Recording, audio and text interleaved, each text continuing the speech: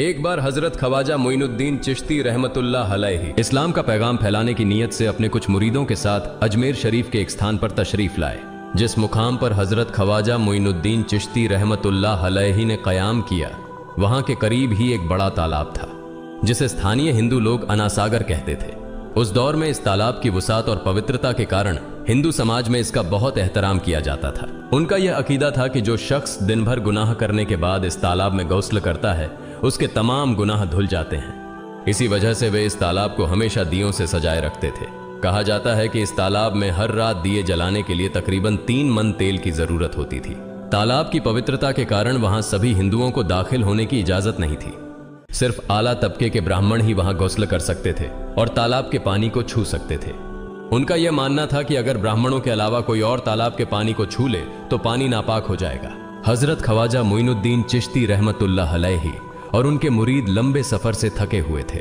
कुछ देर आराम फरमाने के बाद जब नमाज का वक्त हुआ तो ख्वाजा मोइनुद्दीन चिश्ती रहमतुल्लाह अलैहि ने हजरत बख्तियार काकी रहमतुल्लाह अलैहि को अजान देने का हुक्म दिया। हुक्म पाकर हजरत बख्तियार काकी रहमतुल्लाह अलैहि ने अजान देना शुरू किया। उस वक्त हिंदुस्तान में तौहीद का पैगाम और अजान के अल्फाज किसी ने नहीं सुने थे। जब लोगों ने पहली बार अजान के अल्फाज सुने तो उनके दरमियान हलचल मच गई। लोग अपने घरों से बाहर आकर एक दूसरे से कहने लगे, ये फकीर लोग कहां से आ गए और ये क्या पढ़ रहे हैं। अजान खत्म होने के बाद हजरत ख्वाजा मोइनुद्दीन चिश्ती रहमतुल्लाह अलैहि और उनके साथियों ने अनासागर तालाब पर जाकर वुजू करना शुरू किया।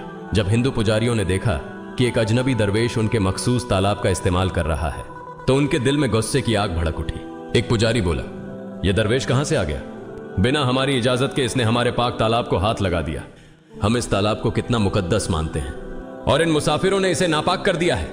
इसका कोई हल निकालना ही होगा। इसके बाद हजरत ख्वाजा मोइनुद्दीन चिश्ती रहमतुल्लाह अलैहि ने तमाम साथियों के साथ मिलकर जमात के साथ नमाज अदा की। लोग ये मंजर देखने लगे और कहने लगे, ये तो कोई अजीब फकीर है। हमारे मंदिरों में सब देवी देवता मौजूद हैं और ये उनकी इबादत न करके किसी नए खुदा की इबादत कर रहा है। अगर मंदिर के बाहर भी कोई खुदा है तो उसे भी मंदिर में रखा जाना चाहिए ताकि लोग उसकी भी पूजा कर सकें। शाम ढलने लगी। शाम होते ही राजा पृथ्वीराज के ऊंटों के चरवाहे अपने ऊंट लेकर उस जगह पहुंचे। इत्तेफाक से हजरत ख्वाजा मोइनुद्दीन चिश्ती रहमतुल्लाह अलैहि उसी जगह पर तशरीफ फरमा थे जहां आमतौर पर राजा के ऊंट आराम किया करते थे। चरवाहों ने देखा कि एक दरवेश का काफिला उनके मुकाम पर आकर बैठा है। उन्होंने हजरत ख्वाजा मोइनुद्दीन चिश्ती रहमतुल्लाह अलैहि और उनके साथियों से कहा, अरे फकीर बाबा, आप कहां से तशरीफ लाए हैं और यहां आकर बैठ गए? क्या आपको मालूम नहीं कि यहां रोजाना राजा पृथ्वीराज के ऊंट आराम फरमाते हैं? राजा के ऊंट यहां आराम करते हैं। ये जानते हुए भी आपने यहां बैठने की जुर्रत कैसे की? हजरत ख्वाजा मोइनुद्दीन चिश्ती रहमतुल्लाह अलैहि ने उन चरवाहों को नरमी से जवाब दिया, बाबा, हम मुसाफिर हैं और अनजान हैं। हमें मालूम नहीं था कि इस मुकाम पर राजा के ऊंट आराम करते हैं। चूंकि हम पहले ही यहां रात गुजारने का इरादा कर चुके हैं, तुम अपने ऊंटों को आज किसी और जगह आराम देने ले जाओ। आसपास बहुत सी जगहें हैं। हजरत ख्वाजा मोइनुद्दीन चिश्ती रहमतुल्लाह अलैहि का जवाब सुनकर पृथ्वीराज के चरवाहे बोले, फकीर की हिम्मत तो देखो, कहता है कि राजा के ऊंटों को कहीं और ले जाएं और खुद यहां बैठे रहेंगे। फकीर बाबा, यह तो हरगिज मुमकिन नहीं है। राजा के ऊंट अपने ही मुकाम पर बैठेंगे। यह कहकर चरवाहों ने हजरत ख्वाजा मोइनुद्दीन चिश्ती रहमतुल्लाह अलैहि और उनके साथियों को वहां से उठाने के लिए दुर्व्यवहार करना शुरू कर दिया। हजरत ख्वाजा मोइनुद्दीन चिश्ती रहमतुल्लाह अलैहि बहुत ही सरल स्वभाव के थे।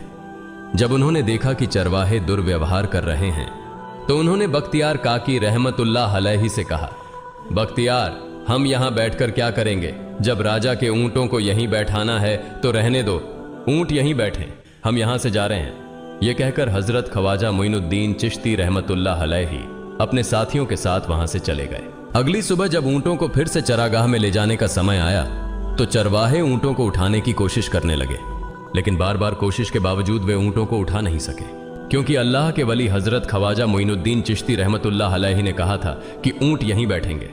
अल्लाह रब्बुल आलमीन ने उनकी यह दुआ कबूल कर ली थी और ऊंटों को आदेश दिया था कि जब तक मोइनुद्दीन चिश्ती खुद नहीं कहेंगे तब तक वे यहीं बैठे रहेंगे। इसके बाद चरवाहे ऊंटों के न उठने का कारण जानने लगे। उनमें से एक नेक चरवाहा था जिसने कहा, क्या तुम्हें याद है कि हमने कल यहां से एक दरवेश को उठाया था? जाते जाते उन्होंने कहा था कि हम जा रहे हैं, राजा के ऊंट यहीं बैठेंगे।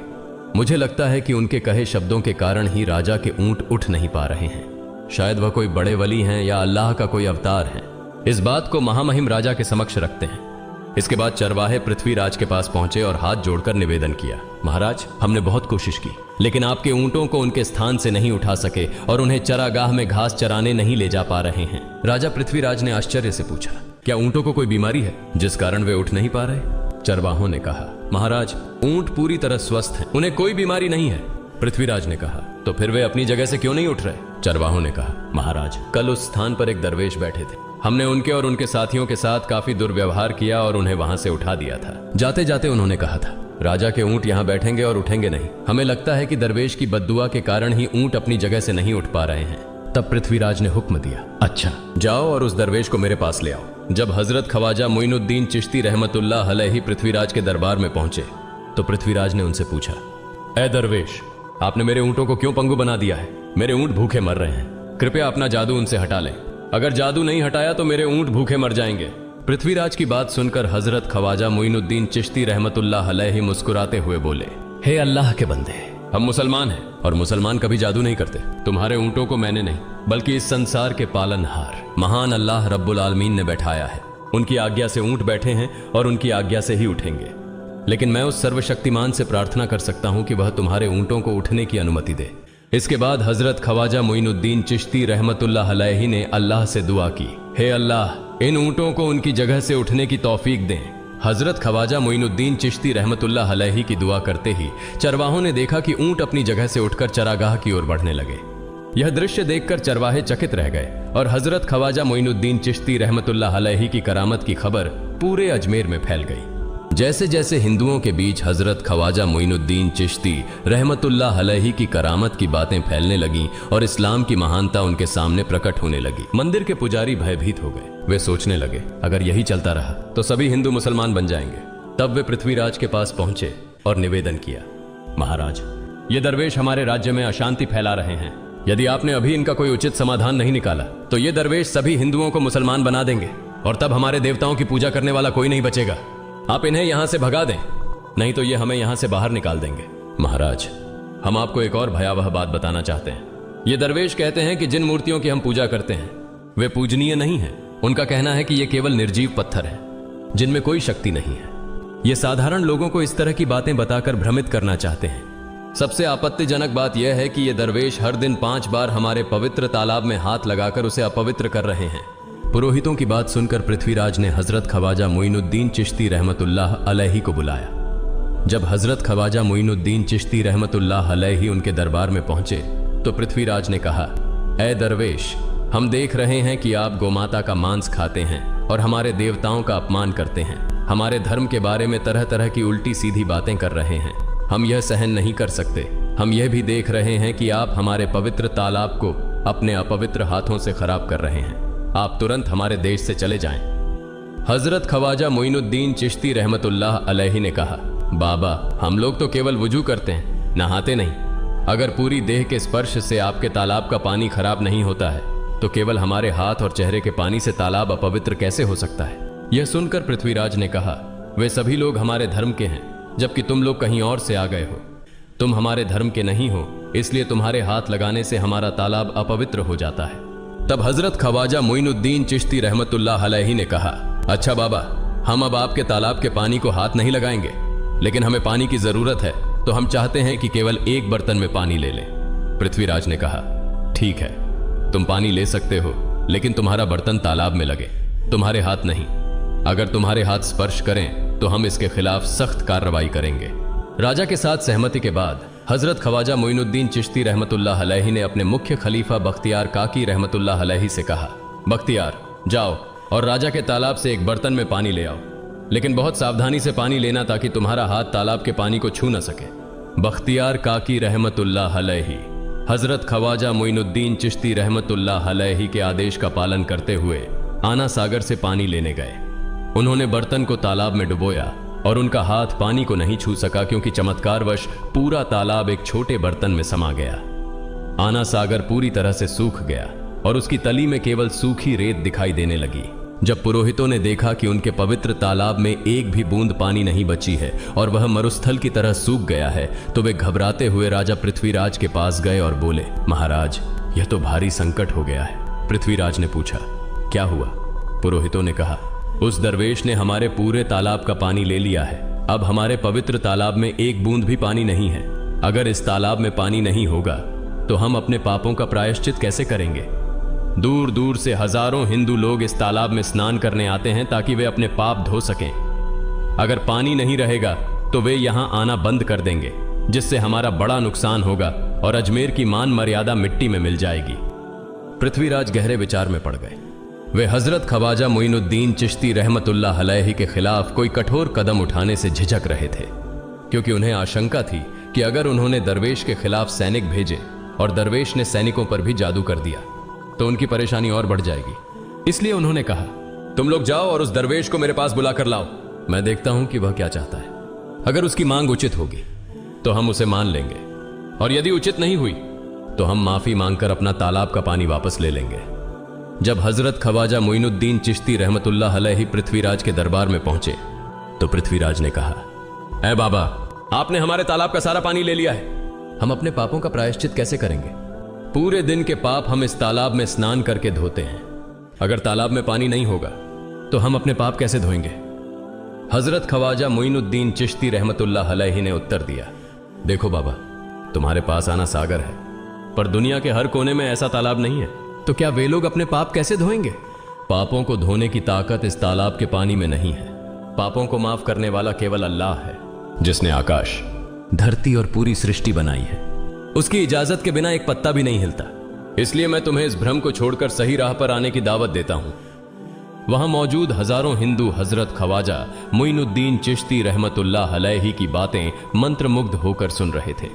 इसके बाद उन्होंने कहा, जाओ बख्तियार, जिस बर्तन में तुमने तालाब का पानी लिया था उसे वापस तालाब में डालाओ। बख्तियार काकी रहमतुल्लाह अलैहि हजरत ख्वाजा मोइनुद्दीन चिश्ती रहमतुल्लाह अलैहि के हुक्म से आना सागर में बर्तन का पानी डालने गए। जैसे ही बर्तन का पानी तालाब में डाला, आना सागर फिर से पानी से लबालब भर गया।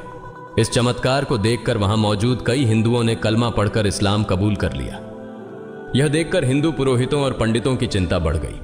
वे पृथ्वीराज के पास गए और बोले, महाराज, यदि अब कोई उपाय नहीं किया गया तो सारे हिंदू मुसलमान हो जाएंगे। पृथ्वीराज ने कहा, मुझे सलाह दो, इस दरवेश का मुकाबला कैसे किया जा सकता है? पुरोहितों ने कहा, यह दरवेश एक बड़ा जादूगर है, इसलिए इसका मुकाबला भी जादू से करना होगा। हमारे बीच एक बड़े पुरोहित और जादूगर रामदेव हैं, उन्हें इसके मुकाबले में भेजें। अगर वह जादू से इसे हरा सके तो हम अपने हिंदू धर्म का गौरव फिर से प्राप्त कर सकेंगे। पृथ्वीराज ने रामदेव को बुलाकर कहा, रामदेव, मैं तुम्हें इस दरवेश को जादू से हराने की जिम्मेदारी दे रहा हूं। अगर तुम उसे हरा सके तो हम अपने धर्म का गौरव फिर से पा सकेंगे।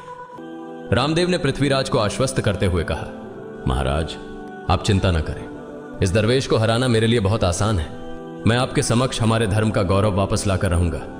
इसके बाद रामदेव अपने साथियों के साथ हजरत ख्वाजा मोइनुद्दीन चिश्ती रहमतुल्लाह अलैहि के सामने मुकाबले के लिए पहुंचा। उसने कहा, मोइनुद्दीन, अगर तुम में ताकत है तो मुझसे जादू का मुकाबला करो। मैंने तुम जैसे बहुत से जादूगरों को हराया है। तुम्हें हराना तो मेरे लिए साधारण बात है। हजरत ख्वाजा मोइनुद्दीन चिश्ती रहमतुल्लाह अलैहि ने उसकी बातों का कोई जवाब नहीं दिया। रामदेव ने देखा कि हजरत ख्वाजा मोइनुद्दीन चुप हैं, तो उसने गाली गलौज करना शुरू कर दिया। जब रामदेव अपनी हदें पार कर गया तो हजरत ख्वाजा मोइनुद्दीन ने उसकी आंखों में देखते हुए कहा, रामदेव, तू चिल्ला रहा है, लेकिन मैं तेरे माथे पर ईमान की रोशनी देख रहा हूं। हजरत ख्वाजा मोइनुद्दीन चिश्ती रहमतुल्लाह अलैहि की यह बात सुनते ही रामदेव कांपने लगा, और उसी क्षण अल्लाह रब्बुल आलमीन ने उसके दिल में ईमान की रोशनी डाल दी। रामदेव हजरत ख्वाजा मोइनुद्दीन चिश्ती के चरणों में गिर पड़ा और बोला, हे अल्लाह के वली, मैंने आपके साथ बहुत बेअदबी की है, मुझे माफ करें और मुझे कलमा पढ़ाकर इस्लाम की राह दिखाएं। हजरत ख्वाजा मोइनुद्दीन चिश्ती रहमतुल्लाह अलैहि ने रामदेव को कलमा पढ़ाया और उनका नाम रखा मोहम्मद सादिक। इतिहास बताता है कि बाद में रामदेव मोहम्मद सादिक के रूप में एक बड़े अल्लाह के वली बन गए। प्रिय पाठकों, सोचें, जो रामदेव हजरत ख्वाजा मोइनुद्दीन चिश्ती को पराजित करने आए थे, वही अब उनके हाथ में हाथ देकर इस्लाम की शांति की छांव में आ गए। यह अल्लाह रब्बुल आलमीन का चमत्कार और शक्ति है, जो जिसे चाहे हिदायत दे सकता है। आमीन।